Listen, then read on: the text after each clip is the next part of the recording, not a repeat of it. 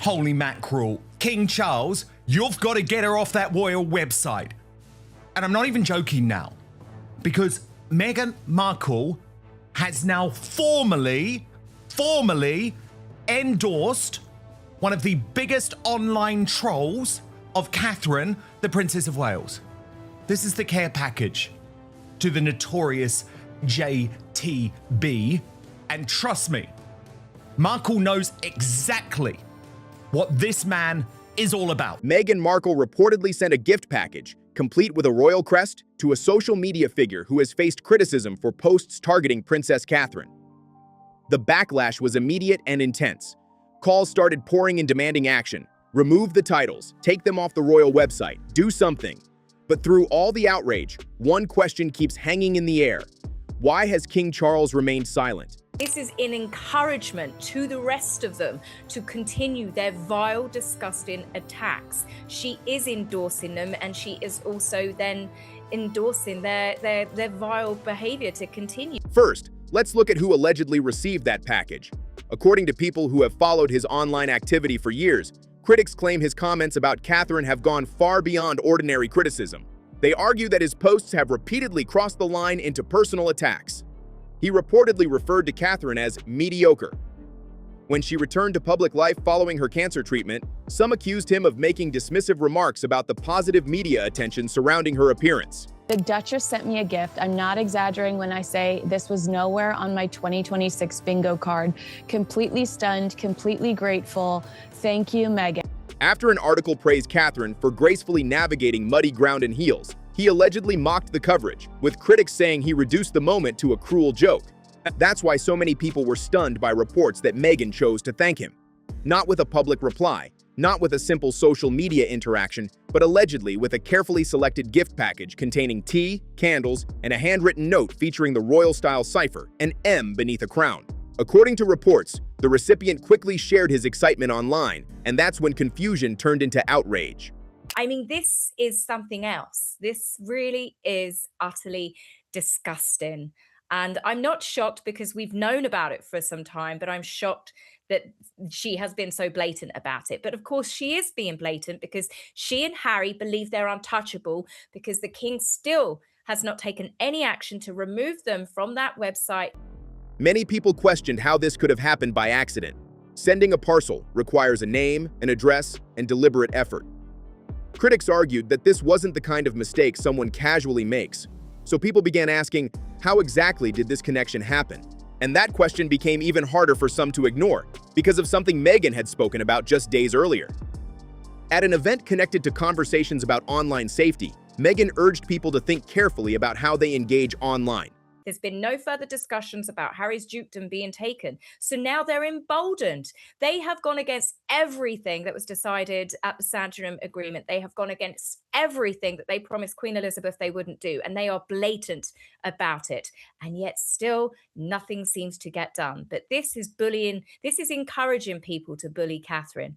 She encouraged others to be intentional and stressed the importance of creating healthier digital spaces for future generations. Think before you like. Before you share, she said, choose something better for our kids. That's why critics saw a contradiction. Days after delivering a message about compassion online, reports emerged suggesting that a gift had been sent to someone widely accused by Catherine's supporters of engaging in harmful commentary. Look, she's even using the royal cipher. We have a ludicrous situation where a former member of the royal family who claims to be all about online welfare is now backing one of the biggest internet trolls of Catherine, the Princess of Wales. This is unsustainable. Social media users quickly began posting the phrase, "make it make sense." The criticism didn't stop there. Some commentators revisited older allegations surrounding individuals Meghan had previously associated with professionally, arguing that a pattern was emerging. The accusation wasn't simply that Meghan overlooked harsh behavior. Critics claimed she was rewarding or amplifying voices they viewed as divisive. A bit of a same story, you know what I'm saying? A bit of a same story. When the bosses of Netflix, who have now dumped her, right? But when the bosses of Netflix saw this particular thing, they were aghast. Whether fair or not, that perception reignited a debate that has been simmering for years. The reaction wasn't quiet disappointment. It was outrage.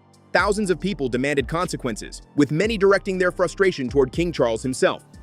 "Take them off the royal website, strip the titles, do it now," was the message echoed across countless posts and comment sections. Some argued that if the king was aware of the controversy and chose not to respond, his silence would inevitably attract criticism. Others warned that any future reconciliation with Meghan could further divide public opinion surrounding the monarchy. This shows us that Meghan is observing what's going on the internet, because she's sending packages, care packages to hate accounts.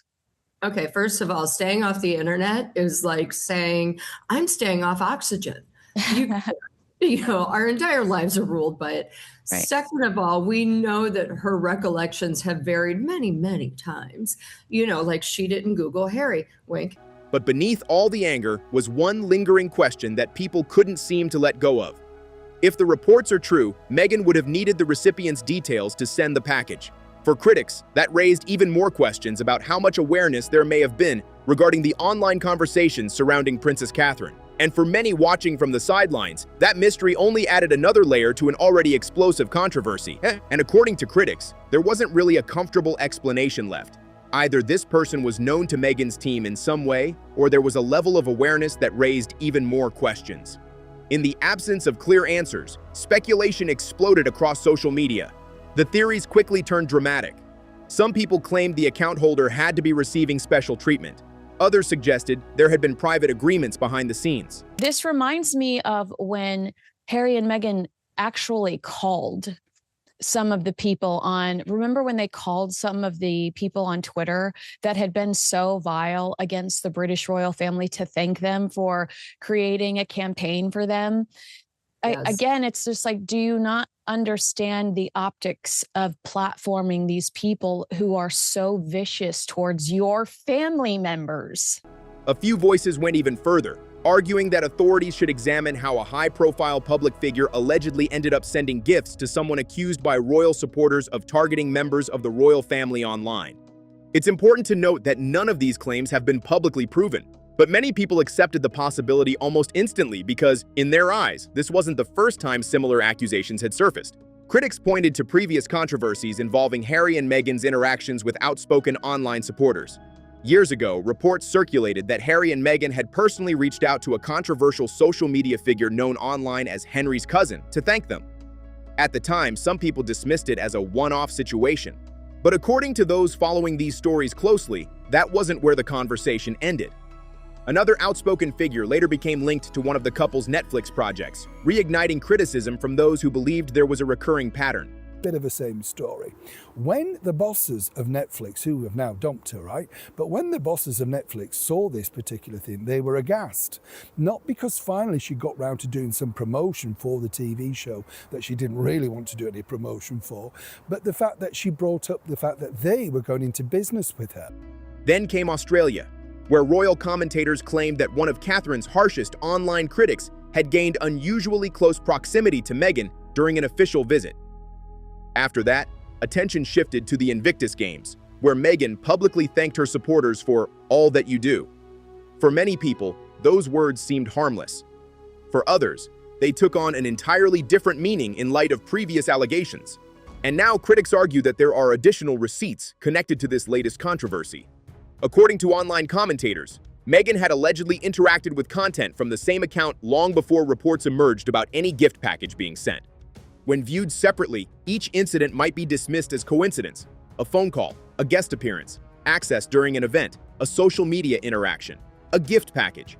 But critics insist that when these moments are stacked side by side, they tell a different story entirely. There was a moment where Harry and Meghan had called a troll, a really well-known troll called Henry's cousin. Now, you can be forgiven for thinking, you know what, once you could say it might have been a mistake, although this troll was so vile and so disgusting with their attacks that they did on people, against people's children, all sorts of things that everybody knew about them. You wouldn't even have to search deeply on Twitter to find this person, but Harry and Meghan didn't know about it, and they gave this person a personal phone call. Their argument is that this isn't simple carelessness. In their view, it resembles a reward system. The more aggressively someone defends Meghan online or attacks her perceived critics, the more likely they are to receive acknowledgement, whether that's a conversation, an invitation, recognition, or some other gesture of appreciation. For those who believe that theory, the message being sent is deeply troubling. They argue it encourages increasingly hostile behavior because people begin to think there could be benefits attached to it. The fear, critics say, is that it creates an environment where outrage is rewarded instead of discouraged. At the same time, people have also started questioning Meghan's public absence from events where many expected her to appear. Prince Harry has attended multiple high-profile outings in recent days, including a polo event and a star-studded cookbook launch in Los Angeles, hosted by chef Jose Andres. Outside of those two doing big publicity stunts to prove to the world that they're more in love than ever before, you never just see them going out to dinner. Now, Montecito is full of lots of restaurants, and you never just see them doing anything normal.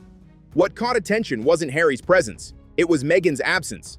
Jose Andres is widely viewed as Meghan's friend. He appeared in connection with one of her projects, making the gathering seem like exactly the kind of event where many expected to see her. Instead, Harry arrived alone once again. Some commentators used the moment to mock the Duke, suggesting he appeared increasingly isolated at celebrity events. Others framed it as evidence of growing distance within the marriage. One royal commentator revisited Meghan and Harry's famous salt and pepper comparison, where Meghan once suggested they naturally moved through life together. Lately, they don't move together at all, the commentator claimed. They're looking more like oil and water. According to critics, many of the couple's major public appearances have appeared highly orchestrated. Courtside basketball games, celebrity concerts, glamorous red carpets, carefully photographed outings.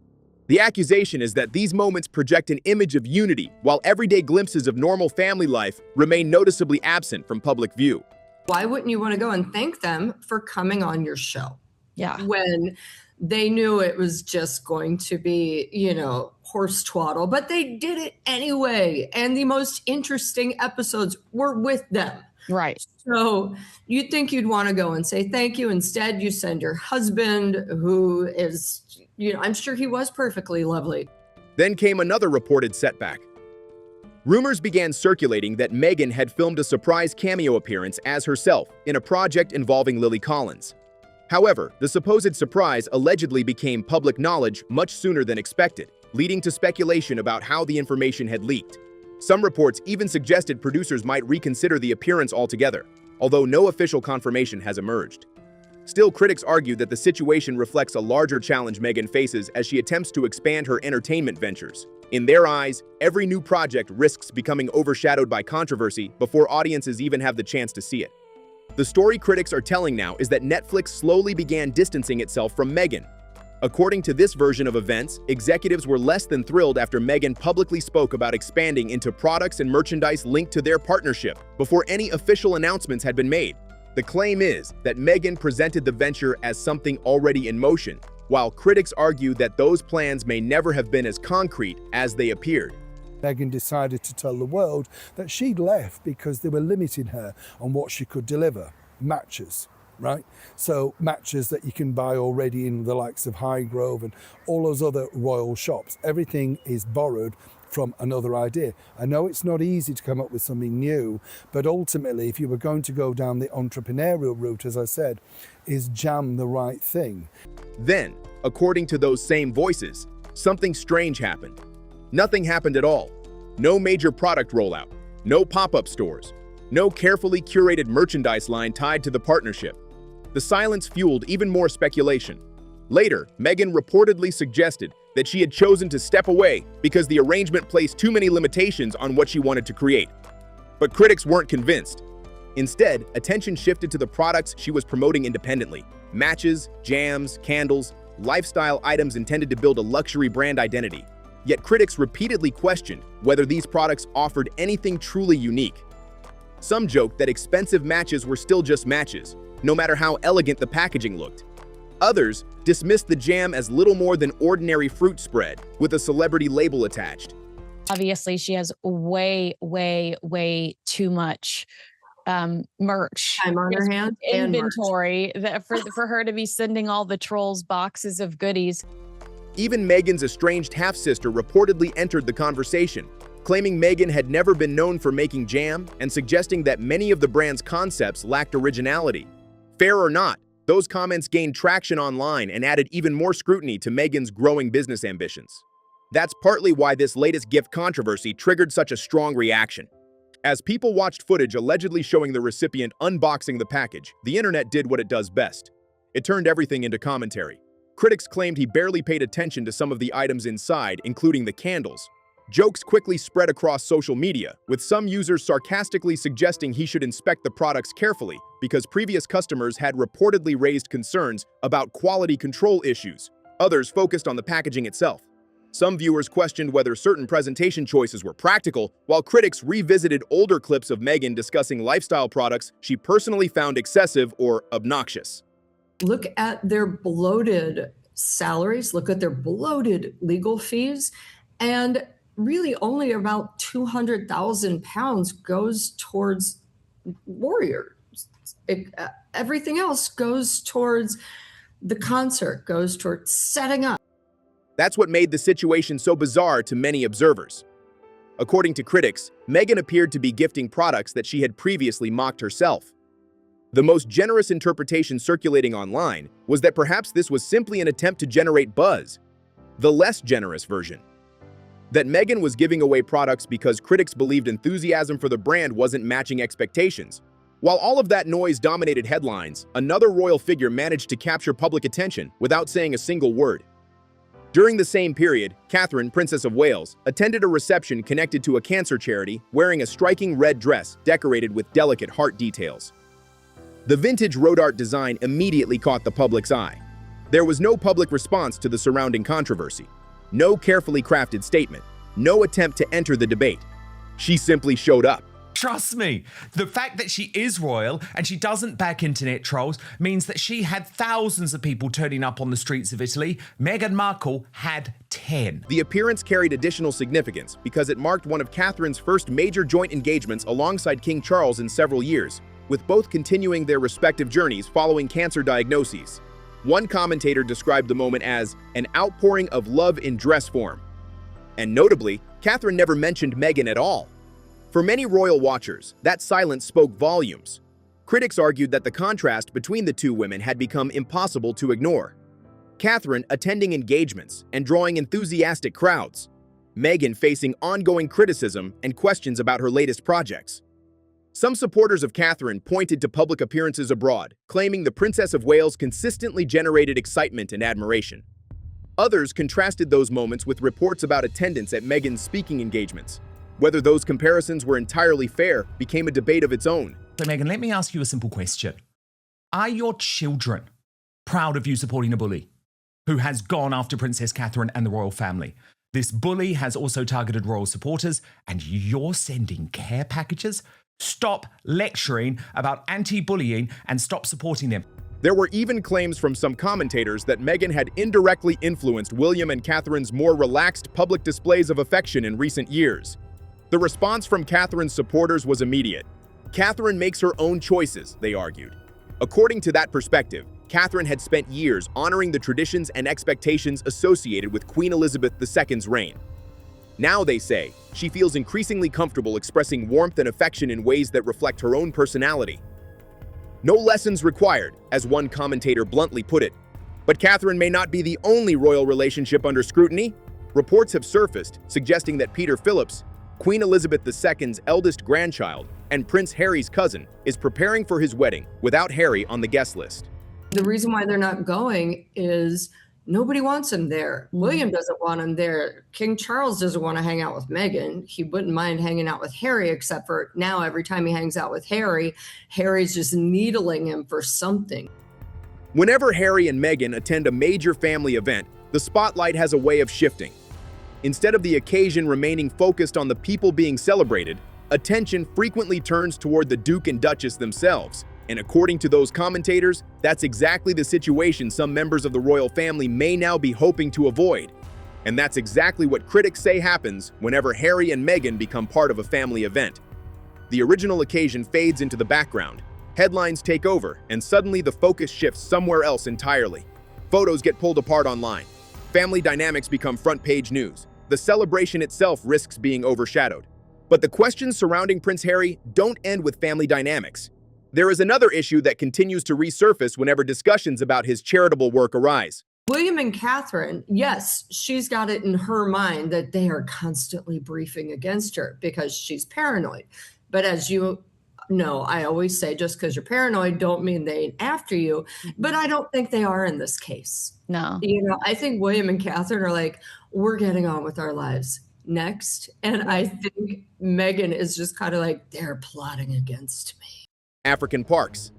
The conservation organization, with which Harry has had a long-standing association, has faced serious allegations involving members of the Baka communities in Central Africa. Reports have alleged that some individuals suffered abuse at the hands of rangers operating within protected areas connected to conservation efforts. These allegations are extremely serious, and they have sparked calls for accountability from human rights advocates and critics alike. According to reports, an investigation connected to the matter identified concerns requiring action, though critics argue that the findings left many questions unanswered. The organization has stated that it remains committed to addressing the issues raised and strengthening safeguards moving forward. For Harry's critics, however, that response hasn't gone far enough. They argue that meaningful change should be visible and measurable. Some believe Harry, given his public role and association with the organization, should take a more active stance. Others counter that responsibility lies primarily with the charity's leadership and operational structures, rather than with one high-profile patron. Harry and Meghan would have totally hijacked this event. I think it's easier and better for them to nip it in the bud pretty quickly. No, we haven't talked in years. Why would he be there? Versus people like us participating in the debate as to whether Harry would show up for this wedding. Still, critics point to Harry's past statements about the importance of speaking out. They reference occasions when Harry suggested that remaining silent in the face of injustice can amount to betrayal. And that comparison has fueled difficult questions from those who believe the same urgency should apply here. Then there is Invictus, the project that has become one of Harry's defining achievements. The Invictus Games were created to celebrate and support wounded, injured, and sick service personnel and veterans. Yet in recent years, critics have increasingly scrutinized the event's finances and long-term sustainability. Reports surrounding future games have raised concerns about funding gaps and sponsor participation. Some commentators claim expectations for private financial support have not always aligned with reality, leading to pressure on organizers to secure additional resources. One criticism that repeatedly surfaces is the belief that too little of the money raised directly benefits participants. Harry sitting down for his spare media, saying that silence is betrayal, talking about his family's refusal to defend Meghan Markle. And this is, if we're going to go by that quote, silence is betrayal. What the hell is this, Paula? Right. Silence is betrayal to the Baka tribes people who are being and killed. Right. There we go, Bear. We're done. Mic drop. Others have questioned how travel and accommodation costs are allocated, particularly for veterans who are no longer actively serving. Supporters of Invictus strongly reject suggestions that the games lack value. They point to the life-changing experiences of competitors, the sense of community the event creates, and the international awareness it has brought to the sacrifices made by military personnel. But critics insist that asking difficult questions about financial transparency does not diminish the importance of the mission itself, and that debate has evolved into something even broader. Some commentators argue that Harry has embraced the visible side of charitable work more comfortably than the less glamorous responsibilities that happen behind the scenes. In their view, charity isn't just attending events, delivering speeches, or posing for photographs. It's also administration, fundraising, accountability, and the countless hours of work carried out by people who rarely receive public recognition. Others believe that criticism is unfair, arguing that public figures can use their visibility to attract support and amplify important causes.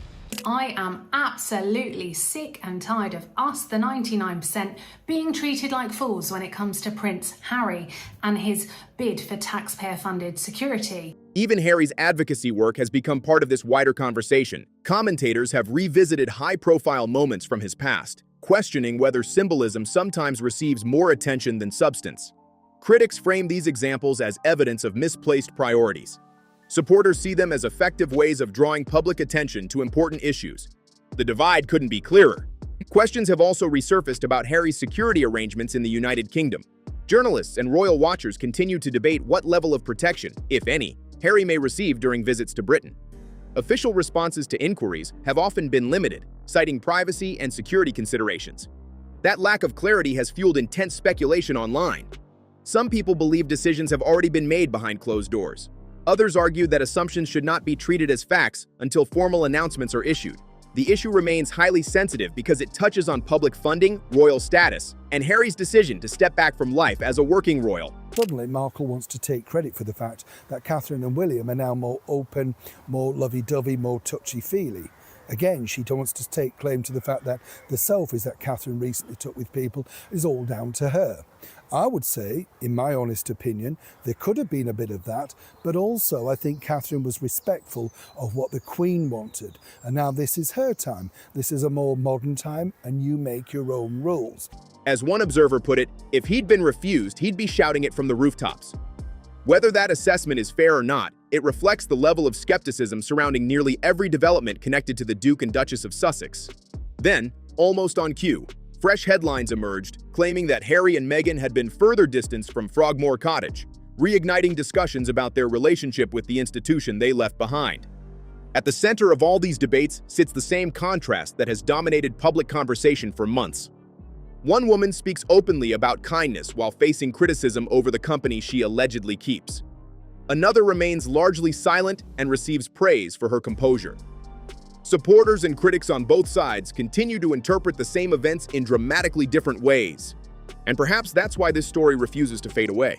Whatever people believe about how that gift box reached its destination, the larger questions surrounding loyalty, accountability, public image, and responsibility aren't disappearing anytime soon. If anything, they seem to be growing louder with every new headline.